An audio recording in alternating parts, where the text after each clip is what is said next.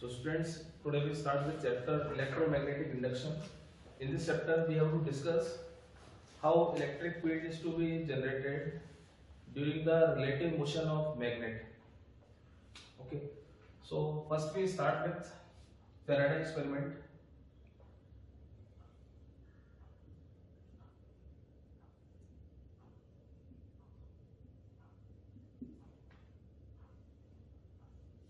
In Faraday experiment we have to take one bar magnet,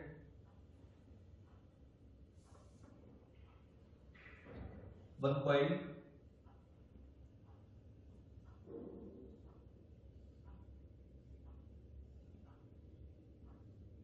and this coil is to be connected with galvanometer. Okay. So scientist Faraday observe three observation. In first case, magnet is to be stationary with respect to coil. In second case, this magnet is to be moved towards the bar magnet, that is towards the coil.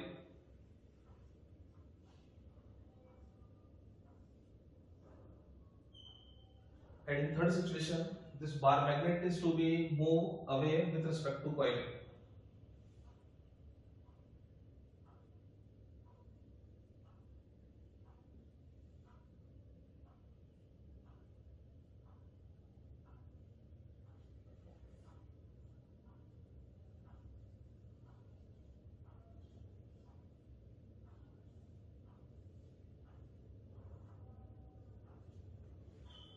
So scientist Faraday observed when a bar magnet is to be stationary with respect to coil which are connected to galvanometer. So in stationary condition, that means when there is a no motion, that is velocity is to be 0. So in this situation, galvanometer shows null deflection.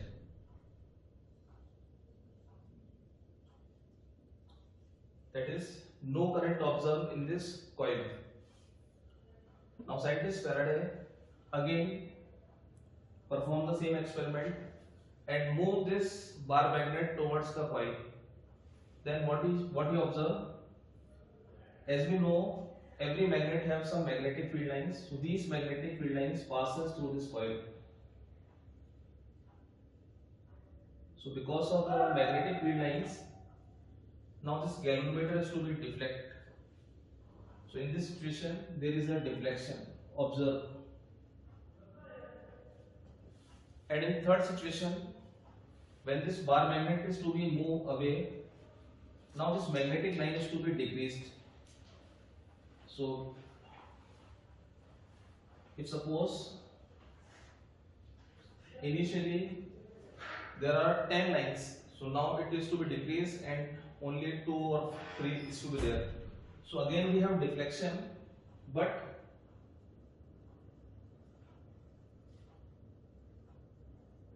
in opposite direction.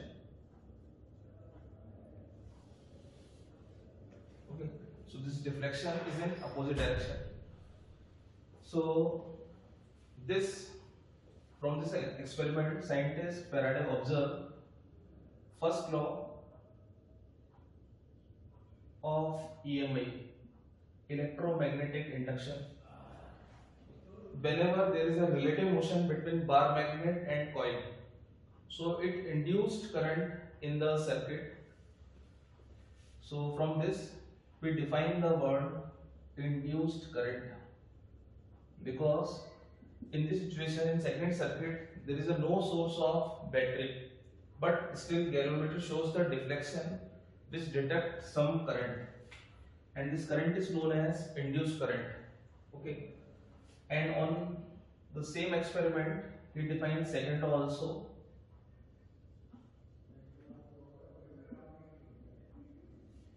This is on the behavior of relative motion. When bar magnet is to be moved towards the coil or away from the coil, so number of magnetic field lines increase then decrease, and deflection is supposed first right hand side, then in second situation it is to be left hand side.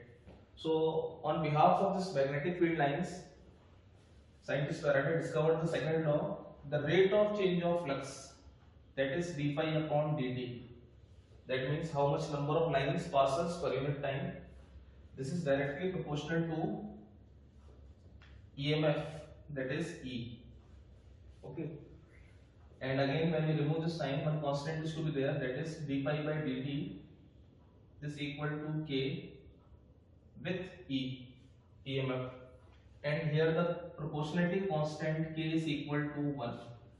So we can say d pi by dt, this equal to EMF. So this is the second law of electromagnetic induction. So from first and second, we may conclude that whenever there is a relative motion between magnet or coil, so an current is to be set up. Because this current is without battery or without any external AC or DC source, this is said to be induced current. And the amount of this induced current or voltage, it depends on how many number of lines passes through this coil. So in this chapter, we main focus on induction word and its related applications. So next we come to application part.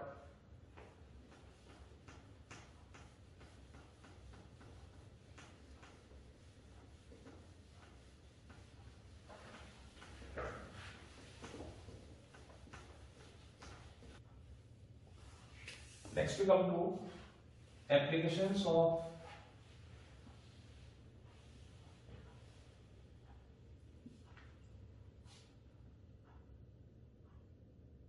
electromagnetic inductions. So how the first and second law we have to apply for different application in electrostatic field. So first we come to EMF, that is electromagnetic force.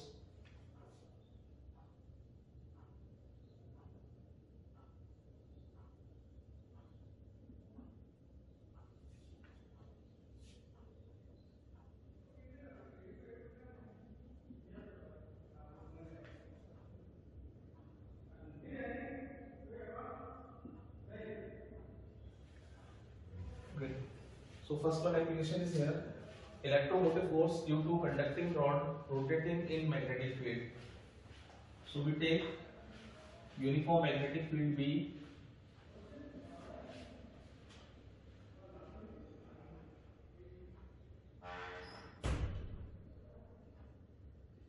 Okay. And a conducting rod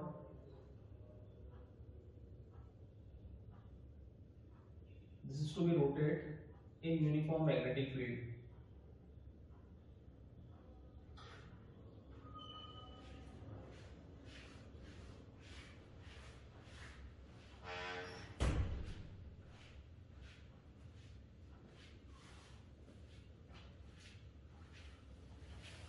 So when this conducting rod O2A is to be rotated in suppose anti-clockwise direction with angular velocity omega. So during the rotation, it again produce electromotive force, we can say potential. Again, because of there is a relative motion, magnet and coil. So here we use the second law of Faraday.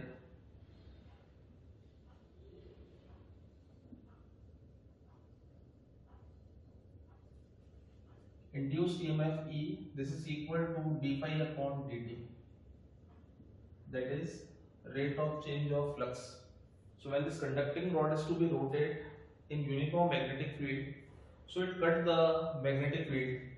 So because of this cut, number of magnetic line is to be increased or decreased.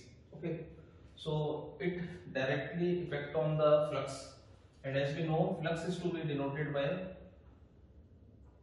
product of magnetic field and area. So now this phi is to be replaced by B dot A.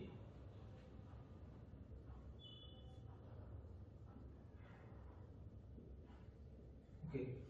So magnetic field, this cross here denotes the magnetic field, and this is invert because of cross. If we take here dots symbol, this indicate again the same magnetic field, but this shows the direction is outward.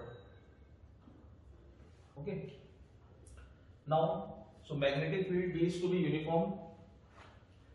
Now area. So when this conductor O to A, suppose this length is L. This is to be rotated in magnetic field.